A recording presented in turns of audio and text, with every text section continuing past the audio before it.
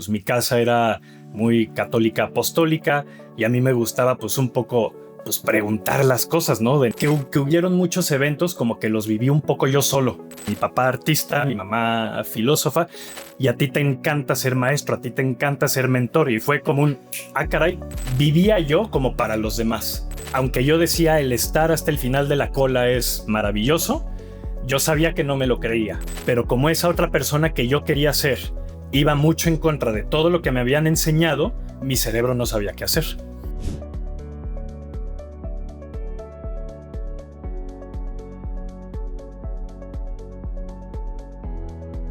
Luis Arias es un ejecutivo en Payments y FinTech con más de 15 años de experiencia. También es padre, yogi y autor de Cartas a Julia, donde a través de cartas dirigidas a su hija, transforma lo cotidiano en reflexión, abordando temas como la culpa, la ansiedad, el miedo a fallar y el deseo de pertenecer.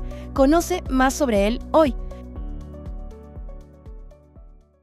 Luis, encantado de tenerte en el Foro Epic Book. Muchísimas gracias por acompañarnos. Al contrario. Te decía fuera de las cámaras off the record que me enamoré del proyecto que hiciste.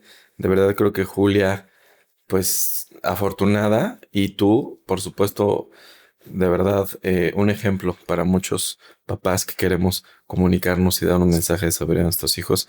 Bienvenido, vamos a platicar de eso y lo más importante de esta entrevista es conocer a la persona, conocer al autor, más bien a la persona que existe detrás de ese autor de un libro. Buenísimo. Así es que bienvenido. Gracias. La primera pregunta que me gustaría hacerte, Luis, es, cuando éramos niños, nos pasó casi a todos, no sé si fue tu caso, nos hacían la pregunta, el papá, la mamá, el tío, el abuelito, el maestro, ¿qué quieres ser de grande? Sí. ¿Recuerdas cómo Luis, de 6 años, contestaba a esa pregunta y qué tanto se parece la respuesta a lo que se convirtió Luis en esta etapa de su vida? Sí, lo recuerdo perfecto. Yo quería ser paleontólogo. Me encantaban los dinosaurios. Me sabía los nombres de todos. Sabía mucho de los huesos y de la historia y de los periodos en donde habían vivido qué tipo de dinosaurio y qué tal cosa. Y me encantaba. Y para mí era un gran plan el ser paleontólogo y sentía que eso aportaría un montón a la sociedad. Luego, pues eso ya se me fue quitando, pero creo que la parte como más divertida, más juguetona, más que le gustan los temas como desde hasta la fantasía, la ciencia ficción, esas vidas pasadas de hace millones de años, qué pasa en otros planetas, etcétera, etcétera. Como que esa curiosidad desde niño nunca se me ha quitado. Eso sí lo mantengo. Maravilloso. Sí. O sea, desde ahí ya había una mente curiosa. Sí. Y creo que eso, pues como bien dices, sí, no lo has perdido, porque además eso aterrizó ahorita en un proyecto pues muy bonito, sí, del que platicaremos ahorita. Regularmente también nosotros, Luis, tenemos una figura que domina probablemente en nuestras decisiones, en nuestra forma de ver la vida, en nuestras creencias.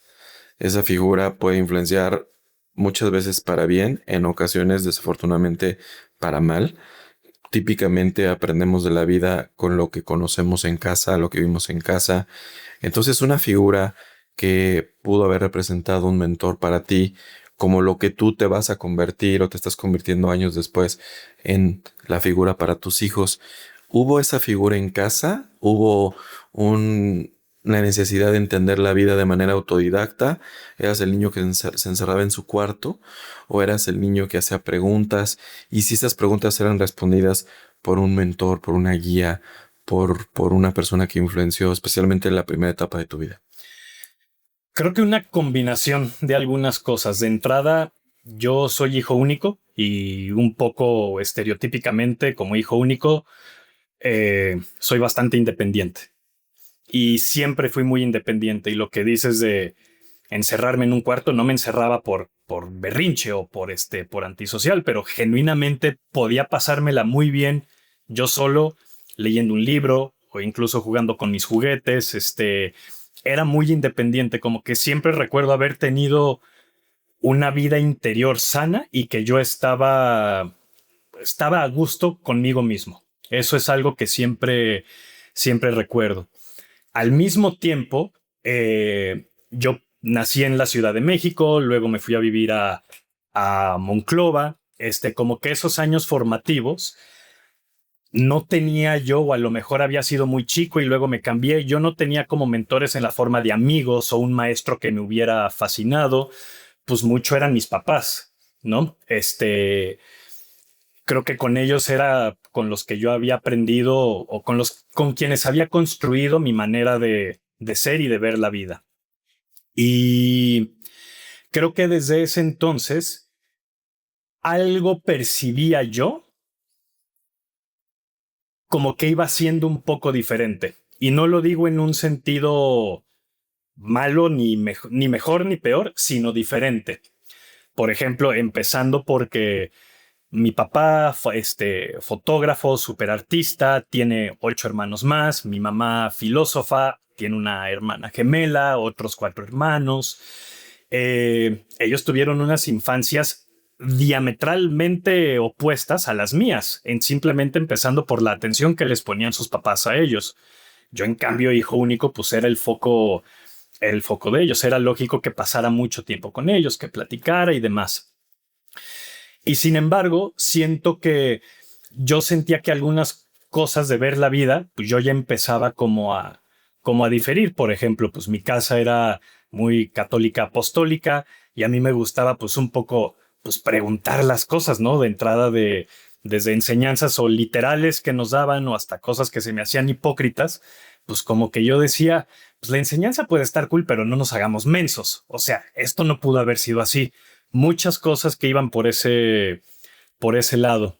Y algo que creo que lo tenía desde chico y lo empecé a desmenuzar hasta ahora, pero que creo que hoy le tengo mucho cariño a Luis pequeñito, a Luis de 8 o 9 años, era que hubieron muchos eventos como que los viví un poco yo solo, porque o no sabía cómo expresárselos a mis papás, temas desde bullying, temas de miedo, temas de pesadillas, y yo no sabía quizás cómo expresárselo a mis papás, o pensaba que quizás la respuesta iba a ser como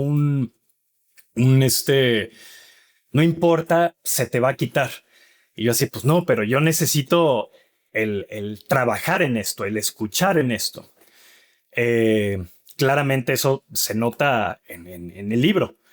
Pero entonces creo que fue una mezcla de ambas cosas, una mezcla de definitivamente mi papá y mi mamá como mentores, más mi mamá, y pero que yo también algo quería empezar a hacer las cosas distinto. Algo como que no me hacía clic de lo que veía yo. Cuestionabas al final, creo que lo mejor que puedes hacer en la vida por ti, para autoconocerte y para entender el mundo, es cuestionarlo todo. Sí. Creo que esa es la práctica que tú inconscientemente pues siempre ejerciste, ¿no? Desde niño. Y viviste en una familia entonces de artistas, ¿no? Por un lado, Sí. de gente creativa, ¿no? Por un lado un fotógrafo, por un lado una filósofa. Sí.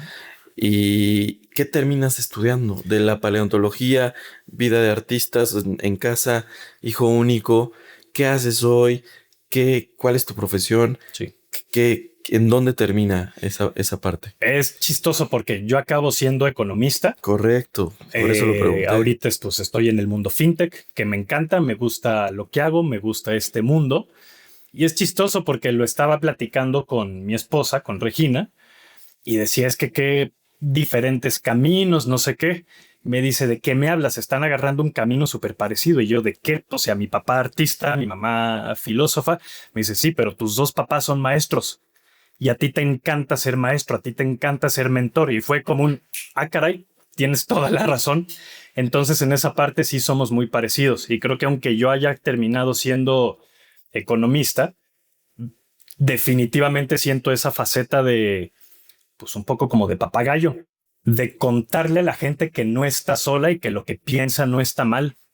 Y eso creo que es algo que que nos falta al 99% de la población, que nos lo digan más. Increíble. Qué bonita historia, porque además, por eso hice intencional la pregunta, ¿no? Porque yo sabía que estabas en fintech, no sabía que ves tu economía, pero sí, estabas en fintech. Y pues pareciera, what are the odds, ¿no? O sea, del fotógrafo y la filosofía a la economía, increíble. Sí. Pero eso me lleva a mi siguiente pregunta. ¿En qué momento ya sé que vienes cuestionando la vida desde niño, Sí. pero ¿en qué momento empiezas a ser hambriento de documentar lo que estás aprendiendo? De cuestionar, pero no quédate solo con la pregunta retórica, Sí. sino ir al hallazgo, porque lo que termina convirtiéndose después es un libro, Sí. pero el libro viene el origen, el génesis del libro, viene de la curiosidad que ejerciste proactivamente de entender, de documentar, de escribir, de tomar nota. ¿De dónde surge así esa idea de empezar a documentar lo que estás aprendiendo? Sí. Yo creo que empieza de verdad como desde los 17 años. Ujú. Yo a los 17 años, en un retiro en la escuela, ni siquiera me acordaba, es lo más chistoso, lo recordé hace poco tiempo. Eh, Me ponen a mí como para ser como de los guías, me habían como elegido como para ser de los que iban a dar un speech en ese retiro, y el speech era de ser tú mismo. Ujú. Entonces, desde ahí yo ya tenía como esta fijación. Claramente no tenía ni idea yo, o sea, sabía que era algo que me gustaba, ese concepto, no tenía ni idea de cómo ejercerlo. Todavía pues estaba muy chavo pero bueno, algo empezaba a pescar por ahí. Y ya tenía yo como esta costumbre de anotar las cosas que me llamaban la atención. Mucho eran citas de películas Ok. o citas de libros y me las anotaba y las iba guardando. Otras tantas se me perdían, otras tantas se me olvidaban, pero varias las empezaba a acumular.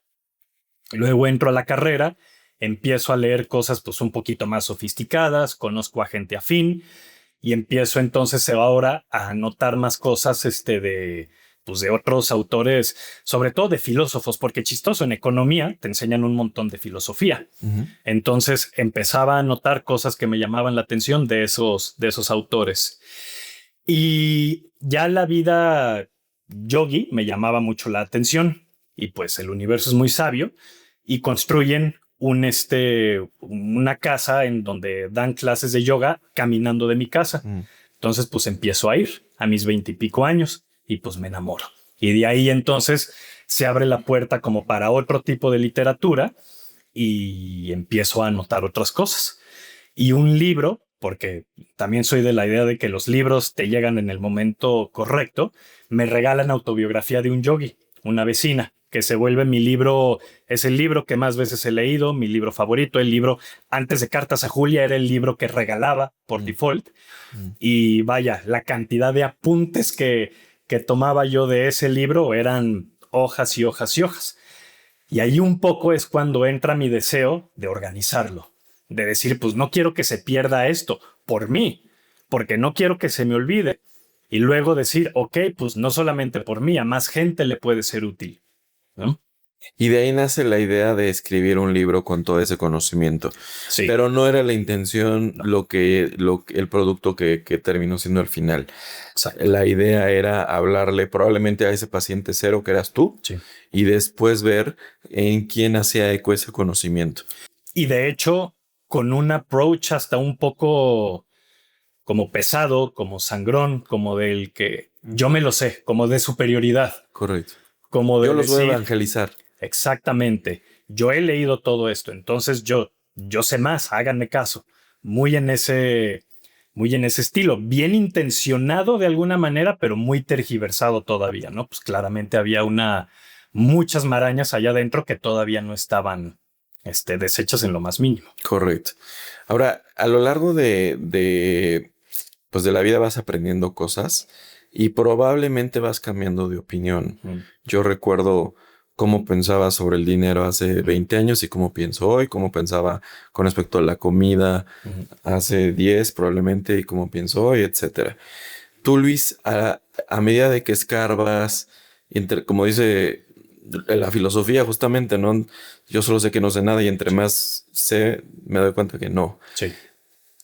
¿Has cambiado de opinión? ¿Has cambiado tus creencias? ¿Hay una idea radicalmente opuesta, incluso antagónica, de lo que pensaba Luis a los 20, de lo que piensa Luis en esa etapa de su vida? ¿Y Sí. cuál sería? Definitivamente. Y es chistoso porque creo que soy más malo. Hear me out. O sea, Yes. sé que se escucha muy... Ay, o sea, ¿de qué me está hablando este cuate? Para nada me considero mala persona. Pero el Luis de antes tenía como el valor probablemente el más alto, el servir a los demás y el ponerme yo hasta el final. Y se me hacía algo súper admirable y me encantaba. Y me encantaba a lo mejor cuando batallaba con algo porque era el sufrimiento. Y le tenía rencor y envidia a la gente que le iba muy bien, pues porque obviamente decía, estos cuates no se están poniendo hasta el final de la cola. Son personas egoístas y demás. O sea, era como una visión muy, muy fea si te das cuenta. Y, por ejemplo, cuando yo empezaba a trabajar, el dinero que me ganaba me lo gastaba en regalos para mi familia. Y nunca hubo un comentario de mis papás, porque para ellos claramente ese valor era súper importante, de decir, Luis, para ya, el dinero es tuyo, compadre, gózalo, disfrútalo. Es un ejemplo quizás muy, muy sonso, pero vivía yo como para los demás. Y pues ahora ya no. Me di cuenta que eso me estaba o sea, me estaba mermando, me estaba desgastando, algo no me gustaba. ¿Qué es lo que no me gustaba? No, o sea, no te vas a dormir contento. No sé cómo explicarlo de otra manera. Lo sientes en todo el cuerpo, lo sientes en la espalda, en el estómago, pero era algo que yo sabía que no me encantaba eso y que cuando lo decía, aunque yo decía el estar hasta el final de la cola es maravilloso, yo sabía que no me lo creía o inconscientemente no me lo creía y algo no me gustaba. Y ahora podrías decir que después de mucho psicólogo, de introspección, de terapia y demás, ahora soy diferente. No que sea, y eso es un poco a lo que me refiero, no es que ya sea mala persona, pero definitivamente ya no soy el cuate que antes le decía que sí a todo, que regalaba todo lo que llegaba a él. No, pues ahora soy mucho más egoísta en ese sentido, pero ya me doy cuenta que lo que yo le llamaba egoísta con una connotación negativa es amor propio. Y al primero que uno debe de querer es a sí mismo. Y es algo que a mí me faltó darme mucho amor propio durante muchísimos años y pues ahora ya me lo doy y me pongo a mí primero y se siente bien bonito. Correcto. Sí. Oye, eso que tú dices, pues yo creo que muchos probablemente hemos atravesado por ahí. Decir que no es un arte sin sentirte mal. Sí. Y a veces cuesta muchísimo trabajo al grado de que hay gente que no lo consigue. Sí. ¿Cómo fue ese cambio? ¿Es un cambio gota a gota, paulatino a lo largo del tiempo? ¿Hay un evento que te cambia y al otro día amaneces siendo un nuevo Luis? ¿Es inconsciente? ¿Es consciente? ¿Luchaste contra un demonio por un tiempo?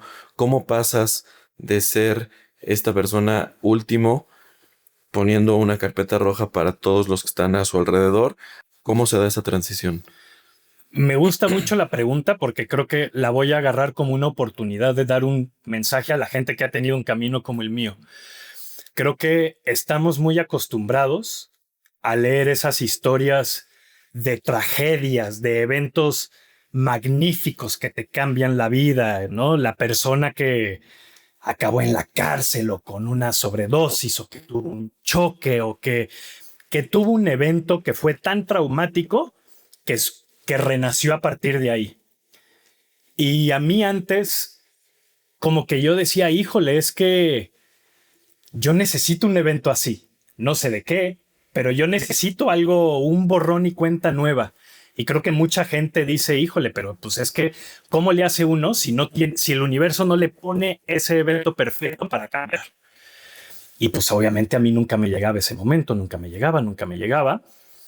Con lo cual, a lo que quiero decir que esto la gente se debe de sentir aliviada es que por supuesto puede venir de una manera súper gradual y paulatina.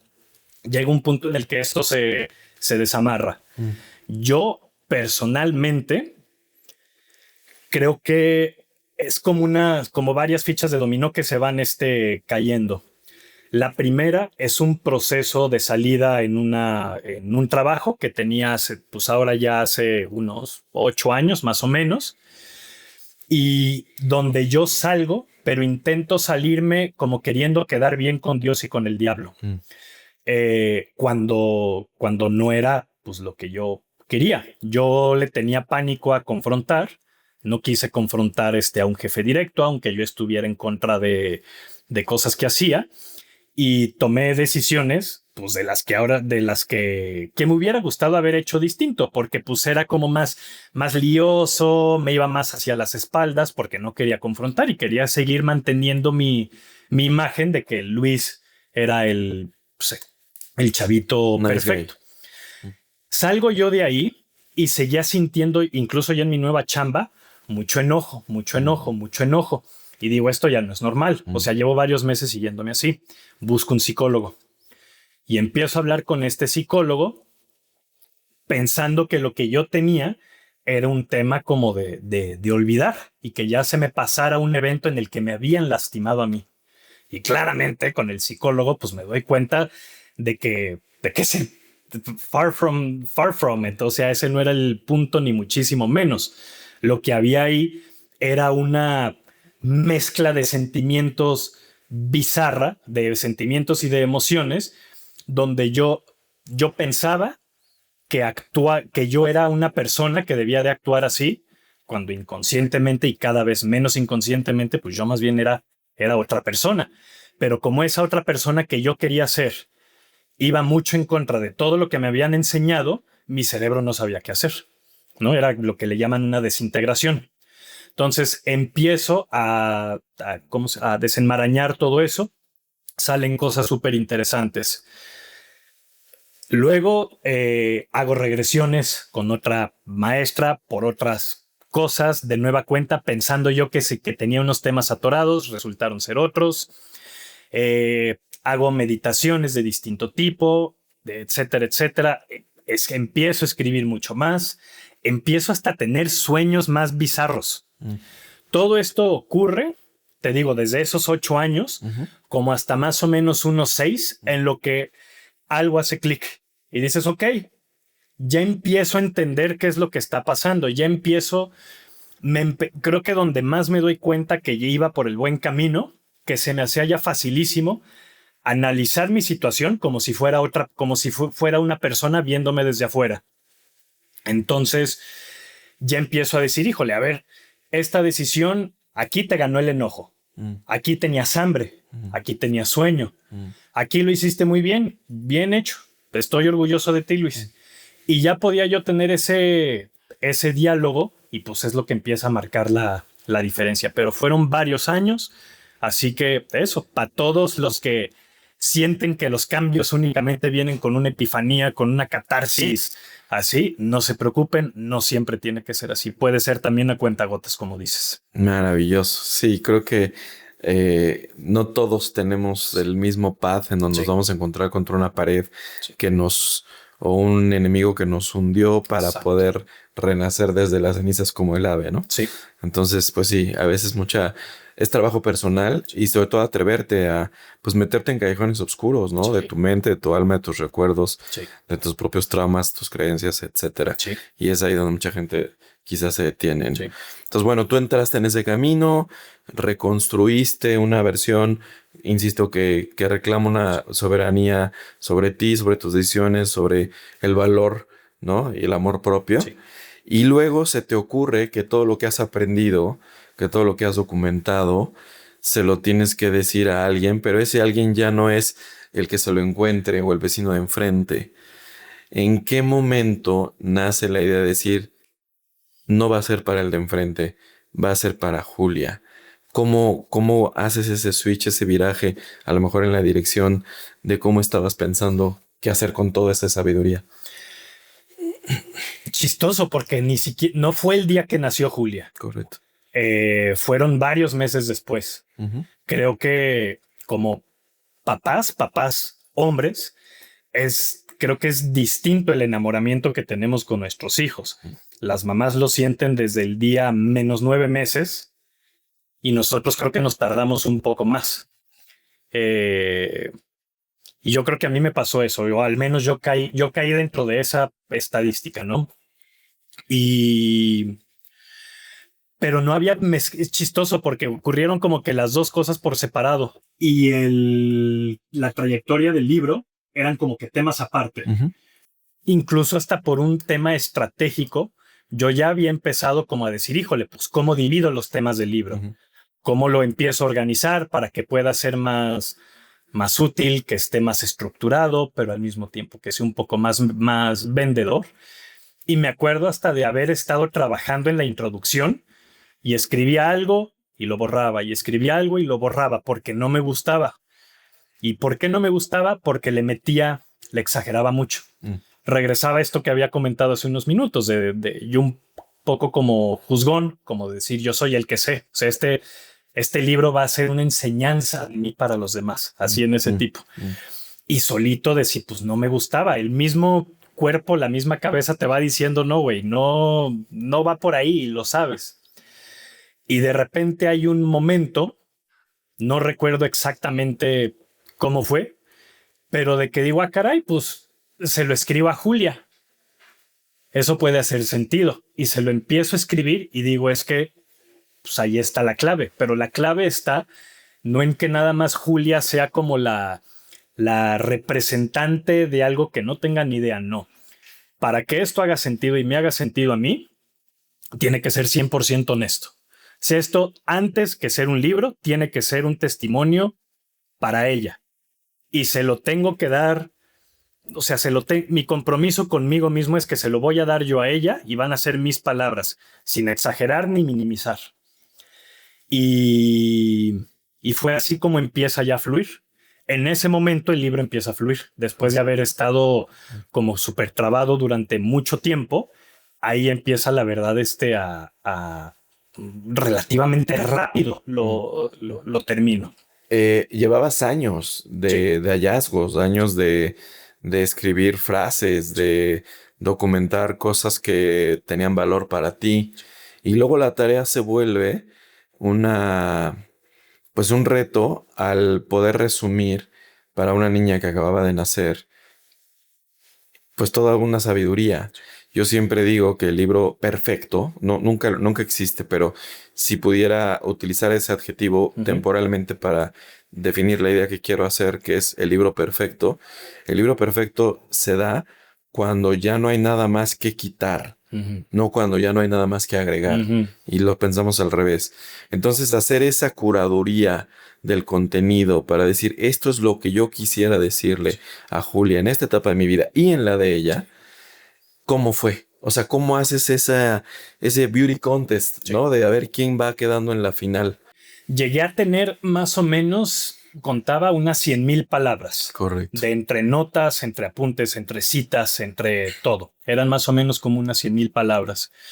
Y lo que más me costó fue un poco el índice, porque el índice iba a dictar cómo iba a quedar estructurado esto. Entonces pensaba a lo mejor hacer como anécdotas, que una anécdota que me hubiera pasado fuera como la base de un capítulo, pero entonces pues no tenía tantas anécdotas como para llenar tantos capítulos, entonces vamos a dividirlo por otra forma y se me ocurre dividirlo como por emociones complicadas. Y chistoso el título, el sobre la culpa, sobre la abundancia, todos los títulos es sobre algo. Se me hizo muy básico y dije, pues a lo mejor está muy repetitivo, pero luego me acordé que todos los capítulos de Friends se llamaban The One About, no sé qué, The One About. Y dije, pues no se escucha tan mal entonces. Y literalmente hice que un capítulo fuera sobre cierto tema. Y los temas que escogí fueron basados en cuanto a las emociones que eran importantes para mí hablar. Y más que... Y entonces ya una vez que tenía como esa división, literal empiezo como a decir, esto que tengo anotado va en esta cajita. Esto otro acá, acá, acá, acá. Entonces ya luego tenía capítulos larguísimos, pero ya al menos los tenía estructurados. Y ahí empieza, como dices tú, la labor de quitar y quitar y quitar y quitar. De 100,000 palabras me quedo más o menos como en 20,000. Y ese es un poco el manuscrito que les entrego a ustedes. Correcto. Sí. Y bueno, al final llegaste al mensaje que tenía que transmitirse a través de tus páginas, de todo ese trabajo. Pero luego viene ya el pensar en una segunda versión y probablemente una tercera. No sé si por un hijo más o quinto o lo que sea, sino porque a lo mejor pues la sabiduría se sigue compartiendo, tú vas a seguir aprendiendo y vas a seguir probablemente incluso cambiando de opinión en 10 años. ¿Cómo estás trabajando, si es que ya lo estás haciendo, o cómo piensas entonces ahora de lo que queda, de lo que sigues aprendiendo, pues hacer una versión cartas a Matías? Hay cosas que quiero retomar que no puse en el de cartas a Julia porque en ese momento, más que no las hubiera considerado importantes, es que no sabía cómo encajarlas en el libro y creo que tampoco las había acabado de desmenuzar por completo yo. Faltaba como que madurara. Y creo que ahora ya están en un punto en el que las puedo retomar. Hay otro montón de cosas en este último año, estos últimos 2 años, en las que ni se me habían ocurrido. Cosas que de repente, chistoso, hay temas a lo mejor de los que hablo que los llevo en la cabeza, que los llevo trayendo en la cabeza 5 años, y otros que se me ocurren pues medio de repente. Uno, que ahora sí que dándote una primicia, pero estoy seguro que va a ser un mensaje, son todas estas amenazas cimentadas de madre a George R.R. Martin por no haber terminado toda la serie de los libros de Game of Thrones. Correcto. Y leí un artículo yo de eso y de cómo hay tanto odio hacia el pobre. Y dije, es que tengo que hablarle yo de esto a Matías y decirle, nadie te debe nada. Este cuate escribe porque se le da la gana. Si tiene un contrato con su publicista, con su editorial, es su bronca. Si él no termina un libro, ¿tú qué? Toda esa gente que le está reprochando algo, o sea, qué poca vida interior para estarle reprochando a alguien que ni conocen. Y la otra parte de eso es, nunca deposites ni tu bienestar, ni tu felicidad, ni tu identidad en el trabajo de alguien más, ¿no? Y un poco ligar son ejemplos a lo mejor muy, muy simples por ahora, pero lo del libro, con los partidos de fútbol, la gente que de verdad se muere si su equipo pierde, es así de, pues no va por ahí, tienes que tener una vida interior lo suficientemente fuerte para que, por supuesto que te cause placer, que te cause interés, pero no puedes basar tu vida en eso. Y eso algo que fue un tema que ni lo traía en la cabeza yo, y cuando leí esa noticia dije, se lo tengo que decir. Entonces ha sido como una combinación de esos procesos. La otra parte interesante, ahora más bien me he querido poner un freno de mano.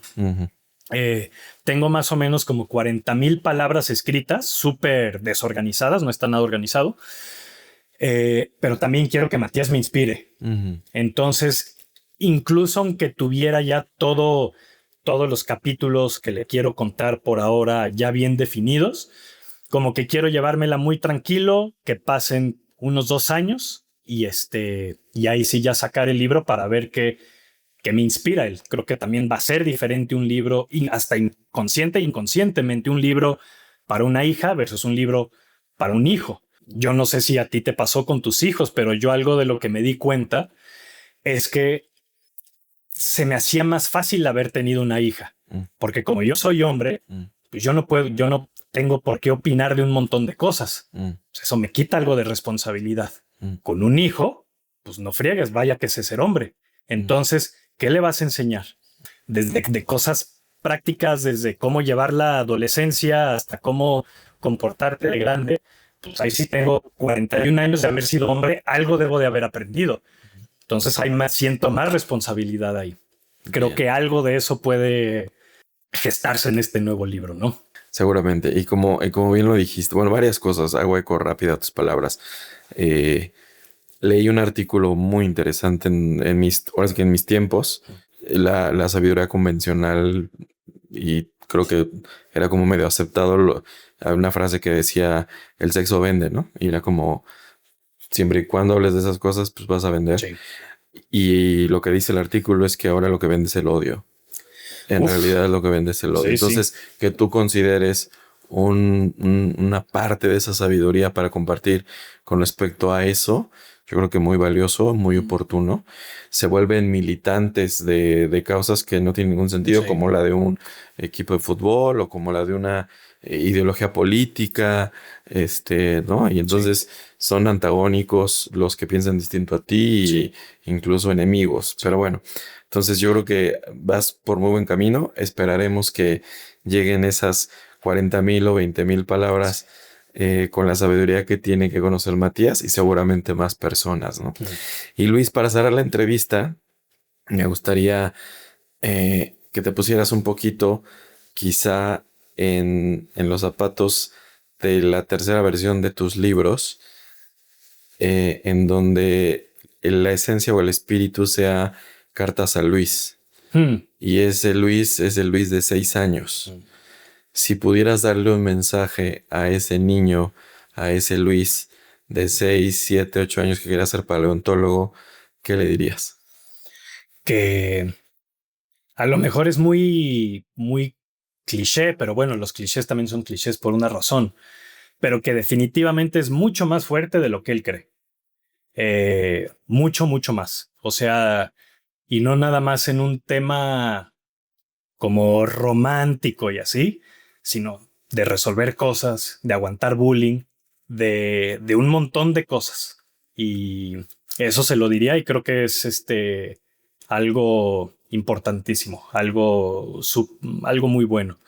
Y creo que también le diría que su instinto no está mal. Le diría que su forma de pensar, pues, aunque en ese momento sea distinta, que no está mal, que está súper bien, que puede ser diferente a sus papás y a sus amigos y a lo que los cánones dicen que es un niño, debe ser un niño de 6 años, y que de todas maneras, que la forma en la que es en ese momento, que también está muy bien, también pues el ser obediente, el ser amable, pues también es algo que te abre muchísimas puertas. Tampoco hay que renegar de todo lo pasado. Creo que sería una combinación de esos temas. Maravilloso. Luis, pues te agradezco muchísimo. Qué bonito mensaje. Seguro ese Luis lo va a aquilatar. Y creo que es un mensaje para Luis y para todos. Así es que te agradezco. Muchas gracias. Es un privilegio. Disfruté mucho la charla. Gracias, Alex. Lo mismo digo.